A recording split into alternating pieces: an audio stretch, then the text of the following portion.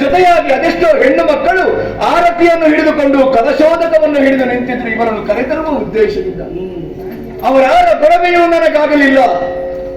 ಓಡೋಡಿಕೊಂಡು ಬಂದು ಕದಂಬಾವನವನ್ನು ಬಂದು ಪ್ರವೇಶ ಮಾಡಿದೆ. ಏನಿದು ಚಳಿ? ಈ ರೀತಿಯಾದಂತಹ ಕದಂಬಾವನವನ್ನು ನಾವು ಯಾವತ್ತಾದರೂ ಕಂಡಿದ್ದುಂಟೆ? ಮಧ್ಯಾಹ್ನದ ಸುಡು ಬಿಸಿಲಿನ ಹೊತ್ತಿನಲ್ಲಿಯೂ ಸೂರ್ಯ ರಶ್ಮಿ ಎನ್ನುವುದು ಈ ವನಕ್ಕೆ ಸೋಕುವುದಿಲ್ಲ. ಆದರೆ ಇಂದು ಶತಸಾವಿರ ದಿವಾಕರನ ಪ್ರಭೆಯಿಂದ ಜ್ವಾಜಲ್ಯಮಾನವಾಗಿ ಪ್ರಕಾಶಿಸುತ್ತಾ ಇದೆ. ಇಂತಹ ಬದಲಾವಣೆಗಳಿಗೆ ಕಾರಣ ಏನು ಅಂತ ಸಪ್ತಸ್ವರ ಸಮ್ಮಿಲಿತವಾದಂತಹ ಸುಶ್ರಾವ್ಯವಾದಂತಹ ಗಾಯನವನ್ನೇ ಬೆಂಬತ್ತಿ ಬಂದು ಅಂಬರದಿಂದಲೇ ಇಳಿಯ ಬಿಟ್ಟಂತಹ ಒಂದು ಬಂಗಾರದ ಉಯ್ಯಾಲೆ, ಅದರಲ್ಲಿ ಕುಳಿತಿರುವವಳು ಈ ಬಾಲೆ. ಏನಿದು ಈ ಲೀಲೆ? ಕಾಣಬಾರದೆ ಈಕೆಯನ್ನು. ಈಕೆಯು ಸಾಮಾನ್ಯ ತರುಣಿ. ಈಕೆಯು ಎನ್ನೊಡೆಯನಿಗೆ ಸಿಕ್ಕುವುದಕ್ಕುಂಟೆ, ಸಿಕ್ಕಿದರೂ ಆತ ದಕ್ಕಿಸಿಕೊಳ್ಳುವುದಕ್ಕೆ ಸಾಧ್ಯ ಉಂಟೆ? ಈಕೆಯನ್ನು ಕಂಡೊಡನೆ ಚಂಡಮುಂಡರಿಗೆ ತಿಳಿದುಕೊಳ್ಳುವುದಕ್ಕೆ ಸಾಧ್ಯ ಇರುವೆ? ಅಖಂಡ ಬ್ರಹ್ಮಚಾರಿಗಳು ಅವರು. ಒಂದು ಕಂಬಕ್ಕೆ ಸೀರೆಯನ್ನು ಉಡಿಸಿದರೆ ಅದರಲ್ಲಿ ತಾಯಿಯ ಭಾವವನ್ನು ಕಾಣುವವರು. ಅಂತಹ ಬ್ರಹ್ಮಚಾರಿಗಳಿಗೆ ಒಬ್ಬಳಾಕೆ ಹೆಣ್ಣು ಸುಂದರವಾಗಿ ಕಾಣುತ್ತಾಳೆ ಅಂತಾದ್ರೆ ಏನಿದರ ಅರ್ಥ? ಚನ್ನಮುಂಡರ ಕಾಲ ಎನ್ನುವುದು ಸನ್ನಿಹಿತವಾಯಿತು, ಮುಗಿದು ಹೋಯಿತು.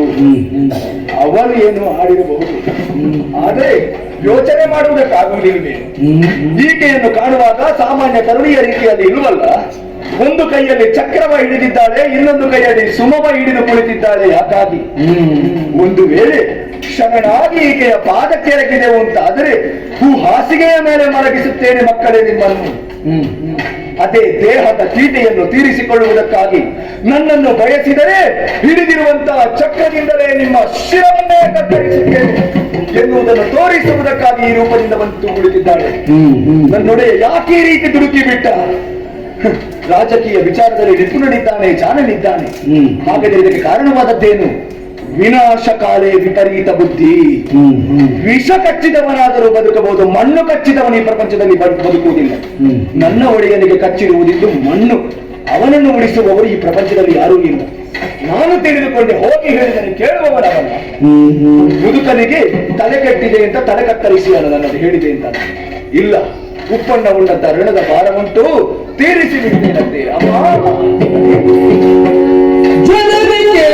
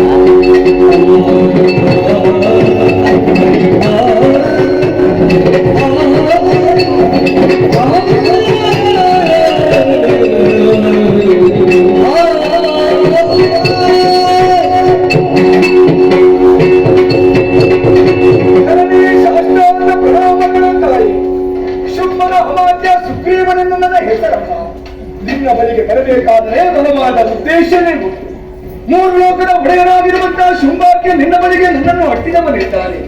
ಅವನ ವಿಚಾರವನ್ನು ನೀನು ಕೇಳಿ ತಿಳಿದಿರಬಹುದು. ಮೂರು ಲೋಕಕ್ಕೆ ಒಡೆಯನಿದ್ದಾನೆ. ಸೂರ್ಯ ಚಂದ್ರರು ಒಂದು ಹೆಜ್ಜೆ ಇರಬೇಕಾದರೆ ನನ್ನ ಒಡೆಯರ ಒಪ್ಪಿಗೆ ಬೇಕು ತಾಯಿ.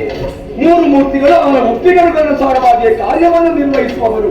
ಋಷಿ ಮುನಿಗಳು ಮಾಡುವಂತಹ ಯಾಗ ಯಜ್ಞಾದಿಗಳೆಲ್ಲ ಶುಂಭಾರ್ಪಣವಾಗುತ್ತಾ ಉಂಟೆಂಬ ಅಂತ ಬಲಾನ್ವಿತನಿದ್ದಾನೆ.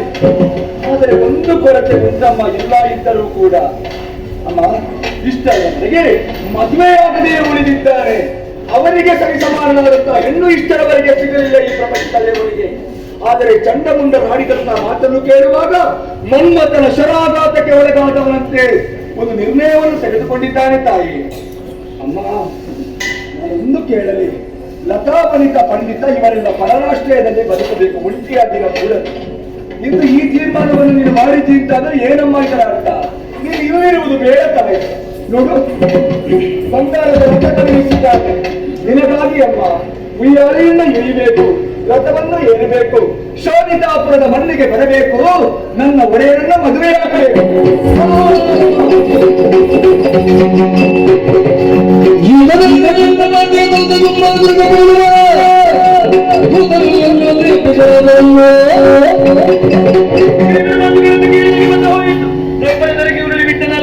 ಈ ತಾರಕನಿಂದಾಗಿ ನನ್ನ ವಿಚಾರವಾಗಿ ಶುಂಭನಿಗೆ ಪ್ರತ್ಯೇಕ ದೂತರಿಲ್ಲ ಎಂದಾದಿತ್ತು. ಏನೇ ಆಗಲಿ ಇವನ ಮೇಲೆ ಕನ್ನಡ ಹೆಸರನ್ನು ಬೀರುತ್ತೇನೆ.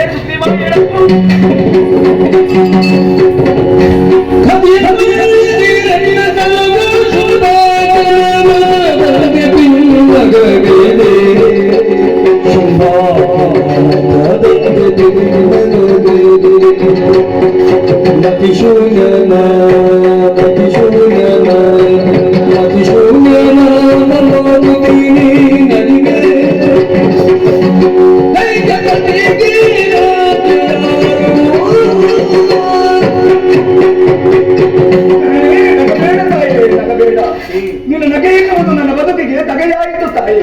ಸತ್ತೆ ಮತ್ತೆ ಬದುಕಿಸಿದೆ ನಮ್ಮ ತುಪ್ಪಿನ ಮೇಲೆ ಬ್ರಹ್ಮಾಸ್ತ್ರವೇ ಹೇಳು. ಒಡೆಯನಾಡಿದಂತ ಆಜ್ಞೆಯನ್ನು ಹೊತ್ತು ಇಲ್ಲಿಯವರೆಗೆ ಬಂದವನು ನಾನು. ನನಗೆ ಹಠ ಇಲ್ಲ ತಾಯೇ, ನನಗೆ ಛಲವಿಲ್ಲ. ಅವನಿಗೆ ಏನಾದರೂ ತಿಳಿಸುವುದಕ್ಕೆ ಆಜ್ಞೆ ಉಂಟಾ ತಾಯೇ? ಹೆದರಿದೆಯಾ ಸುಗ್ರೀವ? ಹೆದರದಿರು, ಹೆದರದಿರು. ಅರಣ್ಯದಲ್ಲಿ ಕುಳಿತಂತಹ ದಾಳಿ ಅಬಲೆಯಿಂದ ಅರ್ಥೈಸಿಕೊಂಡಿದ್ದಾನೆ ಶುಂಭ. ಸಂಧಾನಕ್ಕಾಗಿ ನಿನ್ನನ್ನು ಕಳುಹಿಸಿದ್ದಾನೆ. ಹೌದಮ್ಮ, ಸಂಧಾನವನ್ನೇ ಮುರಿದಿದ್ದೇನೆ. ಯುದ್ಧವೇ ಬದ್ಧ ಎನ್ನುವಂತಹ ತೀರ್ಮಾನದಲ್ಲಿ ನಾನಿದ್ದೇನೆ. ಸುಗ್ರೀವ, ಅಸುರ ಕುಲದಲ್ಲಿ ಹುಟ್ಟಿದರೂ ಕೂಡ ನನ್ನ ಸಾಕ್ಷಾತ್ಕಾರ ನಿನಗಾಗಿದೆ. ಅದೇ ರೀತಿ ಪುನರಭಿ ಬದುಕಿದ್ದಿ ಎಂದಾದಾಗ ನಿನ್ನಲ್ಲಿದ್ದಂತಹ ದೌಷತನವೆಲ್ಲವೂ ದೂರವಾಗಿ ಸಜ್ಜನ ವ್ಯಕ್ತಿ ಇರಿಸಿಕೊಂಡೆ.